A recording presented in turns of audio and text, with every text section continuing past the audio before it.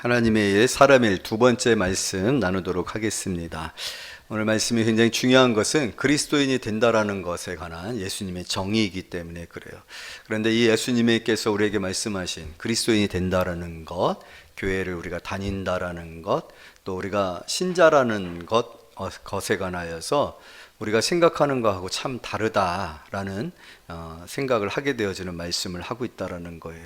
그렇기 때문에 오늘 이 말씀을 통해서 우리가 교회를 다닌다라는 것이 무엇인지, 그리스도인이 되어진다라는 것이 어떤 것인지를 명확하게 알고, 이렇게 예수님께서 재정의를 하시는 것은 우리가 잘못된 신앙관에서 바뀌어져서 참된 믿음을 갖고 그 믿음 안에서 하나님께서 우리에게 주시기를 원하시는 축복을 누리기 위함이다 라는 것을 아는 그런 성도님들이 되어지기를 바랍니다.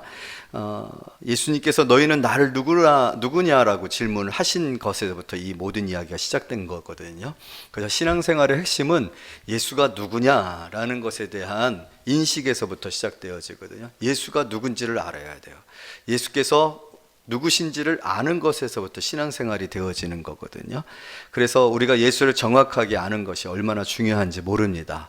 많은 신들이 있는 그 지역에서 사람들이 각각의 자기들이 섬기는 신들이 가득 찬, 어떻게 보면 만신전이라고 얘기했죠. 그곳에서 예수님께서 이 질문을 던진 거예요. 세상의 사람들은 각각의 자기들이 사랑하고 숭배하고 가치를 두고 목적을 두고 살아가는 이런 다양한 모습들이 있다라는 거죠. 그런 가운데서 예수님이 그렇다면 너희들은 그 세상의 사람들과 같은 생각을 가지고 있는 것이냐? 나에 대해서 어떤 생각을 가지고 있느냐라고 질문을 던졌을 때 베드로가 주는 그리스도시요 살아계신 하나님의 아들이십니다. 예수님은 메시아이십니다. 예수님은 구원이십니다. 하나님의 아들로서 우리를 위해 이 땅에 오셨고 우리를 구원하시기 위해서 오신 주님이심을 우리가 고백합니다 라고 했을 때 예수님께서 너무 감격하셨죠. 그래서 이 수많은 사람들, 이 세상의 물결 속에서 사람들의 생각과 다른, 정말 예수를 예수로 보고 있는 베드로를 향하여서 너는 반석이라 내가 내 위에 내 교회를 세우겠다, 그렇게 말씀을 하셨죠. 예수님은 이 신앙의 고백 위에 교회를 세우시겠다고 했어요. 이 신앙의 고백이 진정한 믿음이라고 했어요. 여러분, 오늘 우리도 예수를 그렇게 고백하고 그 고백 아래에서 오늘 우리 교회가 세워졌고 오늘 우리가 예배를 드리고 있는 줄로 믿습니다. 예수가 그리스도시요 주는 살아계신 하나님의 아들이십니다. 이 고백이 우리를 모이게 한 거고 우리의 신앙의 가장 본질이고 기초가 되어지는 것인 줄로 믿습니다. 그런데 예수님께서 그러한 고백 이후에 있어질 예수 그리스도께서 우리를 위해서 행하신 일, 그것은 곧 우리의 죄를 다 짊어지시고 십자가에서 죽으시는 것이었어요. 그렇지만 죽어야 어떤 일이 벌어집니까? 우리의 죄가 다 용서를 받고, 그러나 그 죽음으로 끝나는 것이 아니라 예수께서 다시 살아날 거야. 살아나심으로 말미암아 너희도 내가 사는 것처럼 살게 될 거야. 그래서 우리 예수님께서 그 죽음에 대한 얘기를 하셨어요. 그런데 여러분, 죽는 거 좋아요? 싫어요? 싫다라는 거예요. 베드로는 예수님이 죽으면 끝이라고 그것이 우리의 인식의 한계죠. 우리는 죽으면 끝나잖아요. 모든 것이 죽으면 끝나잖아요. 목숨을 잃으면 아무것도 유익되어지는 것이 아니에요. 부자가 되어도 죽었어요. 죽은 사람이 부자이면 무슨 소용이 있어요? 아무리 돈이 많아도 죽으면 끝이지 않습니까? 그렇기 때문에 베드로는 예수님이 죽으신다라는 얘기를 들었을 때에 그 죽으신 것에 관해서 강력하게 반대를 하면서, 심지어는 성경에 표현해 보게 되면 예수님의 멱살을 잡습니다. 멱살을 잡으면서, 그러니까 그만큼 강력했던 거죠. 예수님 절대로 그러시면 안 됩니다. 그렇게 하면 그런 일은 절대로 일어날지 않을 것입니다. 그렇게 저항을 한단 말이에요. 그랬을 때 예수님께서 그에게 말하죠. 그 일을 하게 하는, 그런 마음을 갖게 하는 그 뒤에 영향력이죠. 사탄이죠. 사탄아 물러가라 라고 말씀을 하시면서, 네가 하나님의 일을 생각하지 않냐고 사람의 일을 생각하는구나. 너는 나를 넘어지게 하는 자라구나 라고 말씀을 하시면서 오늘 이 진리의 말씀을 우리에게 가르쳐 주고 있는 것입니다. 여러분, 기독교는요 죽어야 사는 종교인 줄로 믿습니다. 기독교는 낮아져야 높아지는 낮아져야 높아지고, 겸손해져야 존중을 받게 되어지고, 가난해져야 부욕해 되어지는 종교인 것을 믿으시기를 원합니다. 왜 그럴 수밖에 없는가?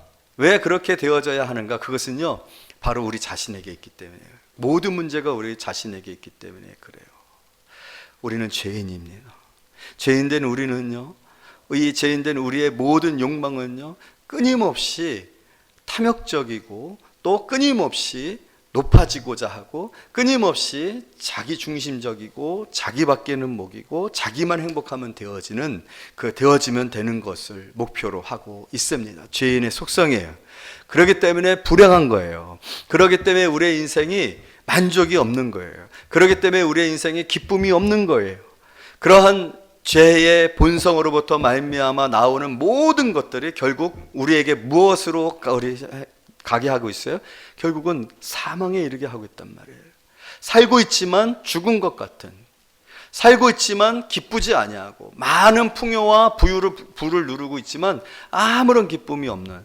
제가 최근에 이번 총선이 있으면서 총선과 더불어서 이제 우리 직원들과 더불어서 뭐 누구 당 어느 당이 어떻게 됐고 어느 당 막 이런 얘기들을 하면서 어떤 한 분이 굉장히 강력하게 그런 얘기, 이 나라가 망했다라는 거예요. 왜냐하면 어떤 당은 범죄자고 어떤 당은 독불장군이고 막 그러한 상황들이 되어지는 이 나라 형편이 도대체 어떻게 돌아가겠냐 하면서 자기는 이 나라를 뜨고 싶다라는 그런 얘기를 하는 거예요. 그래서 제가 엄청나게 뭐라고 막 했어요.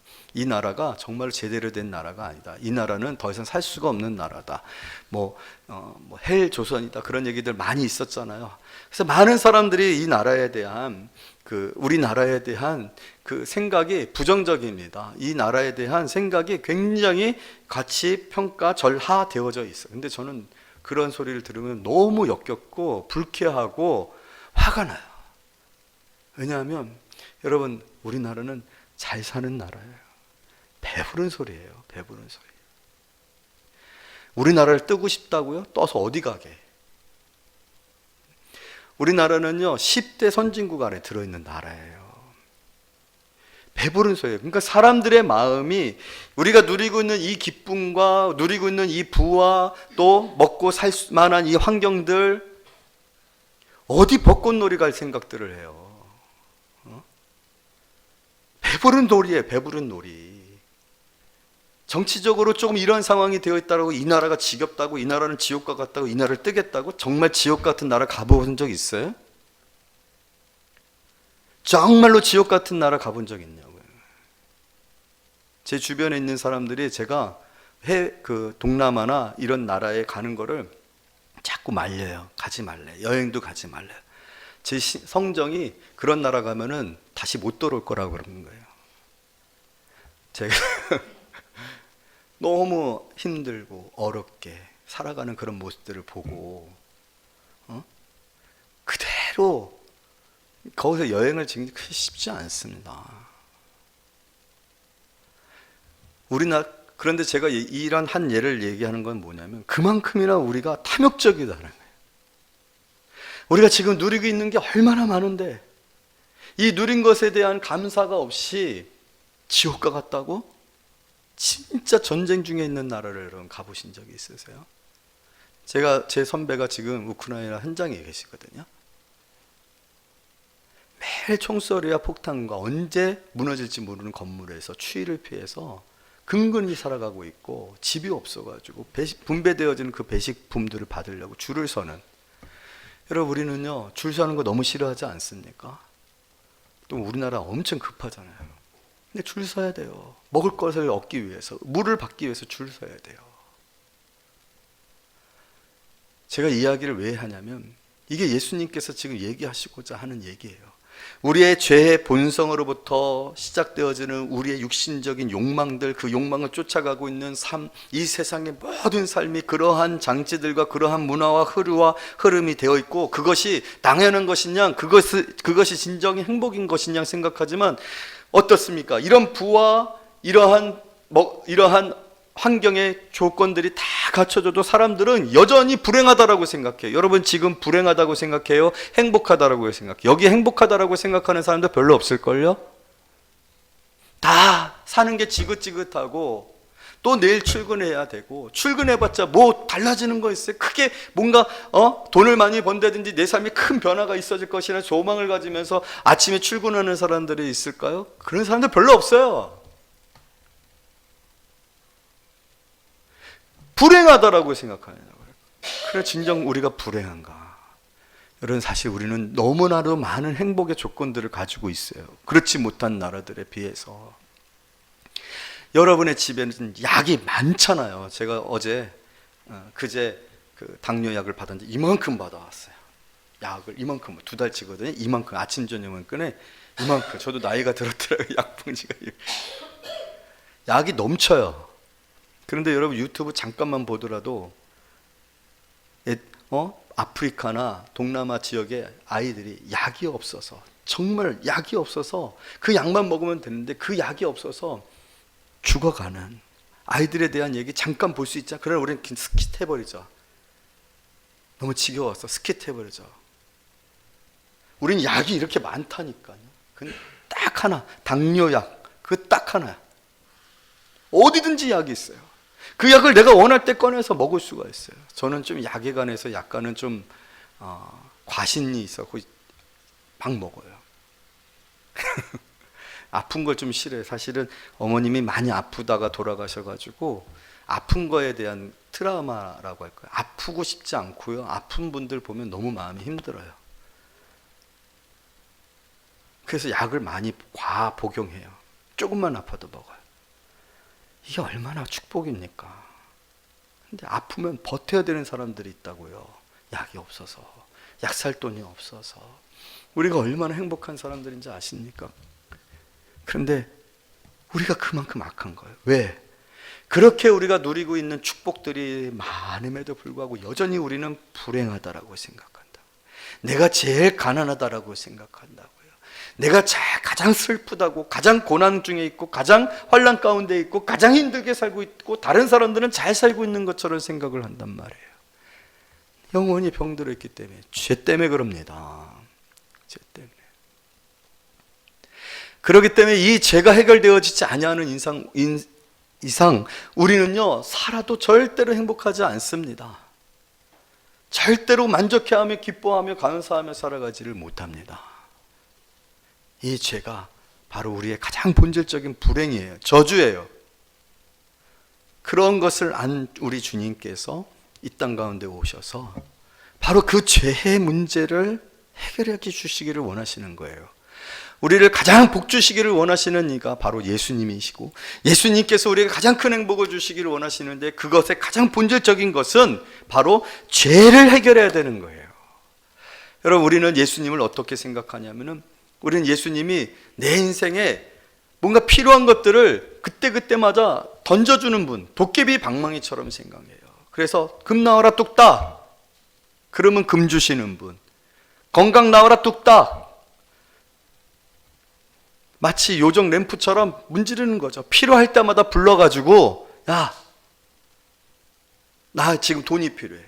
야, 지금 우리 자녀가 시험을 봐야 되는데 시험 합격해서 좋은 대학 가야 돼. 그렇게 예수님을 사용하고 활용하려고 해요. 나를 위해서. 나를 위해서. 그런데 여러분, 가장 본질적인 죄의 가장 강력한 그 영향력이 뭐냐면, 나를 살게 하는 겁니다.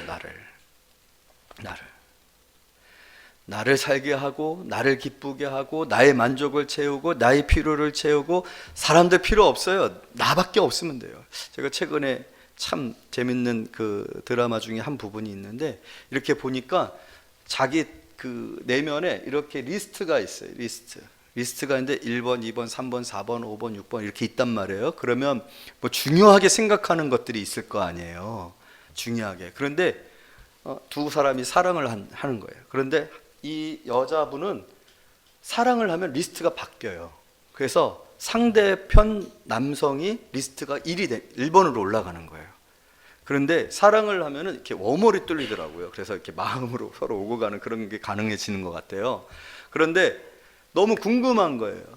이쪽 편은 어떤가. 그래가지고 워머리 뚫려서 그렇게 들어가서 리스트가 있는 거기 가서 이렇게 딱 보니까 너무 좋은 게 경쟁자가 있었거든요. 근데 그 경쟁자가 10위권 밖에 있는 거예요. 그래서 너무 다행이다 그렇게 생각을 했어요. 그런데 이제 궁금한 거죠. 그러면 나는 몇 번째지? 나는 몇 번째지? 하고 이렇게 갔더니 1번에 있었으면 좋겠는데 1번에 없는 거예요. 1번에 누구밖에 없냐면 그 남자밖에는, 자기밖에는 없는 거예요. 깜짝 놀랐어요. 여러분, 사랑을 해도 1번이 상대편이 아닐 수가 있어요. 자기죠, 자기. 그런데 그게 바로 제 본성입니다. 제 본성은 자기가 언제나 1번입니다. 자기밖에는 모른다. 남들이 힘들어하든 피곤해하든 슬퍼하든 가난하든 고난당하든 어려움을 당하든 아무 상관. 내가 1번이 내가. 그게 제 본성이에요. 그래서 예수님께서 항상 말씀하시는 게 뭐냐면 모든 신앙의 시작, 모든 신앙의 여정의 시작, 그 첫걸음이 뭔지 아십니까? 죄라고 했죠. 그런데 죄의 본성의 핵심이 뭐라고요? 자기예요, 자기. 자기밖에는 모르는 거예요. 이기주의입니다. 나르시즘입니다. 자기애입니다. 내가 불행한 거 싫다라는 거예요. 내가 슬픈 거 싫다는 거예요. 내가 귀찮은 거 싫다라는 거예요. 내가 배불러야 된다라는 거예요. 내가 지금 슬프지 않아야 된대. 그래서 예수님께서 오늘 뭘 얘기를 하고 계세요? 모든 것의 기준이 되어지는 그거를 바로 처음으로 얘기하고 계시죠. 24절 우리 다 같이 한번 읽어봅니다. 시작. 이에 예수께서 제자들에게 이르시되 누구든지 나를 따라오려거든, 이게 첫 번째입니다. 자기를 부인하고. 여러분, 신앙은 예수님은 누구신가? 예수님이 나에게 어떤 분이신가? 예수님이 내게 몇 퍼센트를 차지하고 계시는가? 예수님이 내 리스트에서 몇 번째 있다가 몇 번이 되어지는가? 라는 문제거든요. 그렇게 되어지지 않으면 진정한 행복의 시작이 시작되어질 수가 없어요. 왜냐하면 죄로 오염된 나는, 내 자신은 영원히 뭘 찾거든요? 나를 위한 것을 찾거든요. 다른 사람들은 필요 없고 내가 원하는 것, 내가 바라는 것, 내가 가지고 싶은 것, 내가 되고 싶은 것에 내가 사람들에게 어떤 반응을 받고 어떤 여김을 받고 어떤 관계를 갖느냐가 중요하고, 그런데 문제는요, 그것이 가장 나를 불행하게 한다는 거죠. 안 그렇습니까? 여러분, 나를 가장 슬프게 하는 사람이 누구예요? 저는 내 자신이라고 생각해요. 의지 없고 나태하고 잘못된 실수들만을 하고, 정말로 사람들을, 우리가 성공할 수 있는 방법은 뭐냐면 주관에서 객관으로 바뀌는 거거든요. 나를 객관적으로 볼 수 있을 때 정말 내 문제를 제대로 파악하고 그 문제를 해결해 갈 수 있는 방법이 나오는데, 항상 내 중심이니까, 내가 주인이니까 내 기분이 중요하거든요. 그러니까 제대로 된 선택을 못하고 판단을 못하니까 항상 잘못된 선택들을 하는 거죠. 항상 감정에 휘둘리는 거죠. 내 문제예요. 여러분, 나를 가장 불행하게 하는 건 다른 사람이 아니에요. 환경이 아니에요. 누굽니까? 나 자신인 거예요, 나 자신. 그런데 그 나 자신조차도 죄로 오염되어져 있어서 불가능한 존재가 되어 있다는 거예요. 구제불능이 되어 있다는 거예요. 결국은 내가 죽어야 문제가 해결되기 시작합니다. 예수님이 바로 그것을 말씀해 주고 있는 거예요. 자기를 부인하고, 여러분, 자기를 부인하고라는 이 말씀 속에는 어떤 말씀이 담겨져 있냐? 두 가지 말씀이 담겨져 있는데, 하나는 뭐냐면 모른다라는 말씀입니다. 그러니까 자기를 스스로도 모를 정도가 돼야 돼. 완전히. 나는 이런 사람이야. 나는 이런 꿈을 가지고 있어. 나는 이런 성격을 가지고 있어. 나는 이런 것을 좋아해. 난 이런 것을 바래. 모든 것들이 그렇게 내 기준이 되어졌고, 내 기준에서 행하여진 그 일들의 결과들은 항상 불행하고 잘못되고 게으르고 실패하고 사람들에게 상처를 주잖아요. 모른다라는 의미가 있어요. 그만큼 자기를 부인해야 된다라고 말하고 있어요. 두 번째는 어떤 의미를 가지고 있는? 가난이라는 의미를 가지고 있어요. 가난이라는 의미와 더불어서, 그러기 때문에 가난하면 여러분 어떻게 해야 돼요? 구걸해야 되잖아요. 내가 가난해져요. 가난해서 구걸을 하지 아니하면 먹고 살 수 없을 정도의 사람이 돼야 돼요. 그래서 여러분, 예수님께서 산상수훈에서 말씀하셨던 것이 무엇이에요? 제일 첫 번째로 말씀하셨던, 심령이 가난한 자는 복이 있다. 심령이 가난한 자는 복. 그 심령이 가난하다는 건 내가 그만큼 가난해져야 된다는 거예요. 내가 자신감이 넘쳐흐르고 나는 뭐든지 할 수 있어. 내 생각은 틀려. 나는 사람들을 사랑할 수 있고 사랑받을 만한 자격이 있어. 내 계산은 틀리지 않아. 내 생각은 항상 옳아. 이런 것이 아니라 나는 항상 실패하고 잘못된 생각을 하고 나는 마땅히 사람들한테 욕을 먹어도 될 정도의 그러한 사람이야 라는 생각이 들어지는 것을 오늘 예수님이 말씀해요. 자기를 부인하고 완전히 자신하고 분리가 되어지고 자기 스스로를 생각할 때 그런 마음이 들어질 수 있어야 여러분 거기서 신앙이 시작이 되어져요. 왜냐하면 자기 자신에게 완전히 실망한 거잖아요. 자기가 싫은 거예요. 지긋지긋한 거예요. 왜냐하면 내 생각이, 내 행동이, 내 말이 항상 나를 불행하게 하니까. 그러면 어떻게 해야 돼요? 살아야 되잖아요. 그러면 어떻게 해야 돼요? 구걸을 해야 된다는 거예요. 도와달라고, 나를 좀 붙들어 달라고, 나를 좀 인도해 달라고, 나는 아무 힘이 없으니까 나에게 힘이 되어 달라고, 도와주세요. 누구에게? 도와줄 분을 찾았는데 우리에게 도움이 되어질, 나에게 자신의 생명까지 내어주면서 나를 도와줄 이가 계시다는 거예요. 누구예요? 예수님. 할렐루야. 너무나도 자신의 이 초라함, 가난함, 너무나도 부족하고 한심한 자기 자신을 발견하고요. 그래서 심령이 가난한 자는 복이 있나니, 다음에 나오는 말씀이 뭐예요? 애통하는 자는 복이 있나니. 자기 스스로를 연민하는 거예요. 너무 안타까운 거예요. 슬퍼하는 거예요. 자기 자신. 그 다음에 나오는 말씀, 온유한 자는 복이 있나니. 온유하란 말은 겸손하고 동등합니다. 그래서 겸손해지는 거예요. 정말 가장 낮아지고 초라해지는 거예요. 그 다음에 나오는 말, 의에 줄이고 목마른 자는 복이 있나니. 허기에, 영적 허기를 느끼는. 왜냐하면 살아야 되는데 나는 살만한 존재도 안 돼. 누군가가 나를 돌아봐 줄 수 있는 존재도 안 된다는 생각을 하고 있어. 모든 사람들이 조롱을 하고 멸시를 해도 나는 마땅한 사람이야. 나는 그런 죄인이야. 그런 생각을 하게 되어졌을 때 슬픔과 겸손하고 낮아지 아무것도 할 수 없으니까 허기를 느끼는 거예요. 허기를.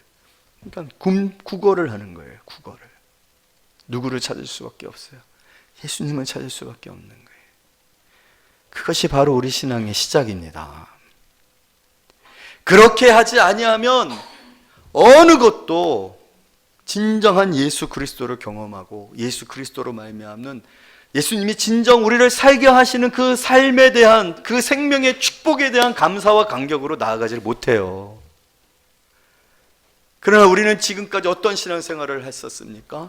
우리가 필요하면, 우리가 몸이 아프면, 우리가 도움이 필요하면 예수님을 갖다가 부르는 거잖아요. 부리는 거잖아요. 사용하는 거잖아요. 그게 아니라는 거예요.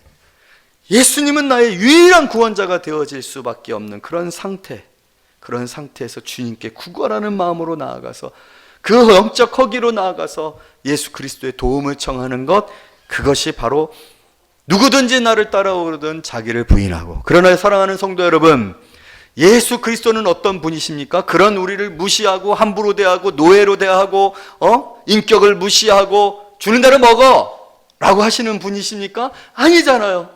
예수 그리스도는 그런 우리의 영적인 상태와 절망과 저주와 심판을 아시고 스스로가 우리를 위해서 죽으시고 다시 사신 분이심을 여러분 믿으시기를 원합니다. 그러면서 말씀하고 있는 거예요. 수고하고 무거운 짐진 자들아 다 내게로 오라. 이 모든 아픔을 알고, 이 모든 슬픔을 알고, 이 모든 좌절과 저주받은 인생을 알고 그 모든 이들을 다시 어떻게 하시는 거예요?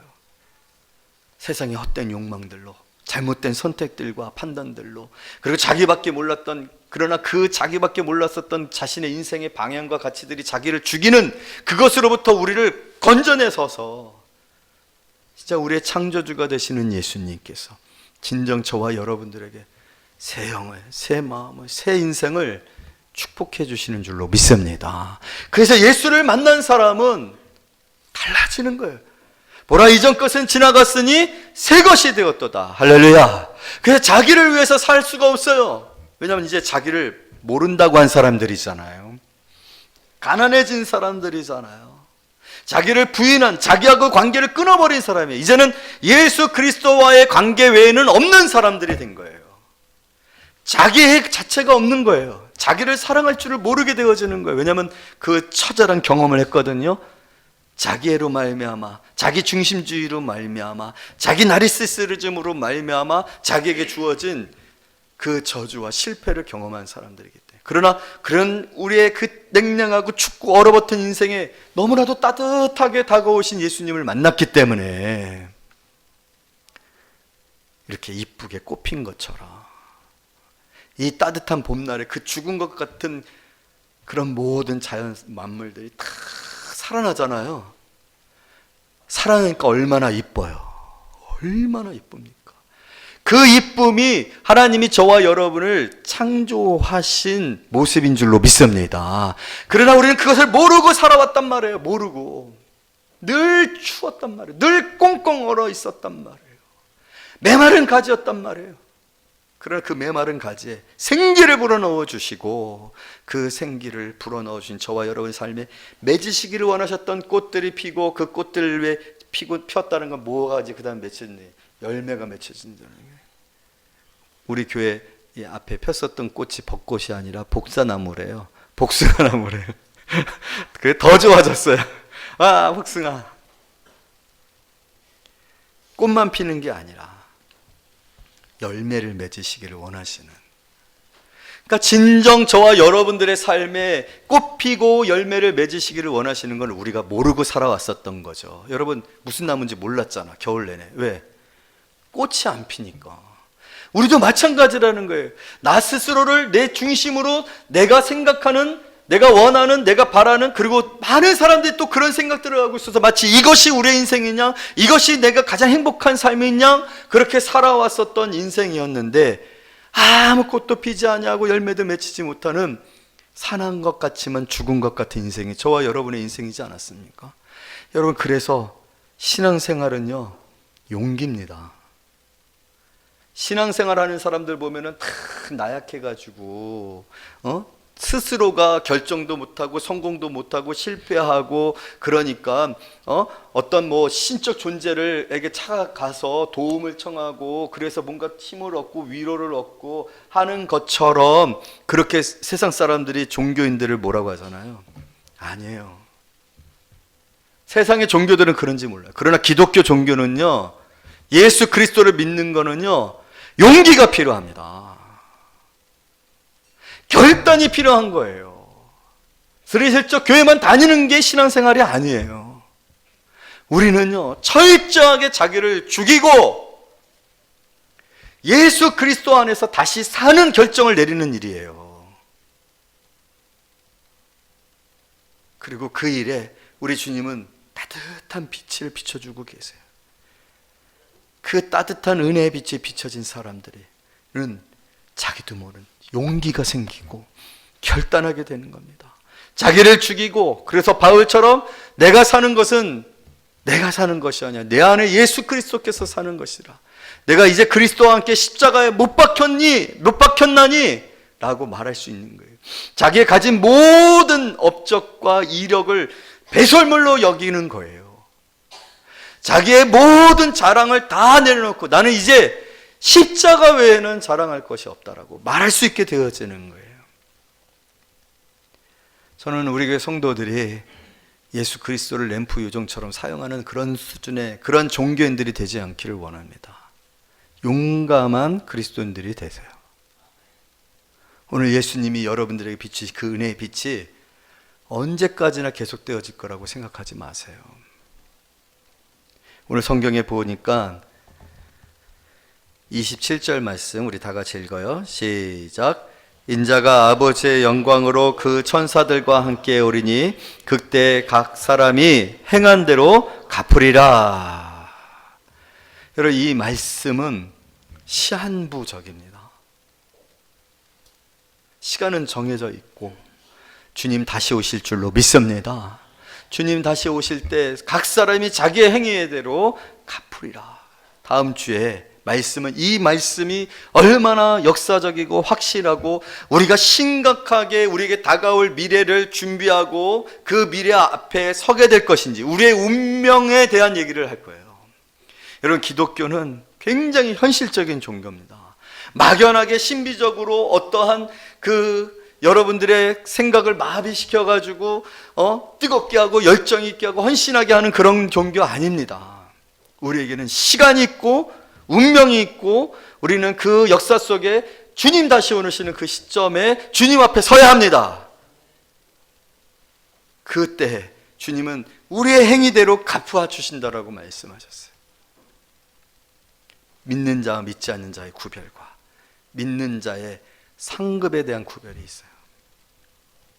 그래서 오늘 이 말씀을 통하여서 여러분 스스로를 다시 한번 생각해요. 자기를 부인한다라는 거. 부인해야 될까? 부인하지 않아도 나는 행복할 수 있을까? 내 인생에 관하여 내가 과연 자신할 수 있을까? 저는 가장 그것이 비겁한 변명이라고 생각해요. 나는 할 수 있어. 그것만큼 잘못된 그런 인본주의적인 상거가 없어요. 여러분, 우리는 할 수 없습니다. 그건 살아보면 살아볼수록 더 증명됩니다. 우리는 날마다 넘어져요. 도움이 필요한 존재들이에요. 주님이 도와주시기를 원하십니다. 우리의 연약함을 가장 잘 아시기 때문에 우리를 도와주시기를 원하십니다. 근본적으로 이 지긋지긋한 죄, 이 죄의 저주와 심판 가운데서 저와 여러분들을 구원해 진정한 꽃을 피우고 열매를 맺는 우리의 삶에 하나님께서 두신 그 창조의 목적을 이루어서 우리가 가장 행복하고 기뻐하며 하나님께 영광 돌리는 그런 삶을 살기를 원하셔요. 그 시작이 누구든지 나를 따라오려 하거든 자기를 부인하고 라는 말씀이죠. 이것이 안 되면 다른 것들은 다 잘못된 모래 위에 세운 집과 같아요. 그래서 다시 한번 오늘 이 말씀을 깊이 묵상하고 여러분, 우리 자신의 문제에 직면하여 우리가 얼마나 처절한 가난과 또 정말로 애통할 수밖에 없는, 내 자신에서 생각할 때 얼마나 불쌍한 존재이고 영혼인지를 깨달을 때 여러분, 우리는 주님 앞에 갈급할 수밖에 없어요. 주님을 찾을 수밖에 없어요. 그렇게 주를 찾는 자마다 주님께서 뭐라고 얘기했으면 찾으리라. 아멘. 두드리는 자마다 어떻게 한다고요? 열릴 것이니라. 또 구하는 자마다 어떻게 할 것이라고요? 얻을 것이니라. 할렐루야. 그런 성도님들이 되어지시기를 말씀으로 축복합니다.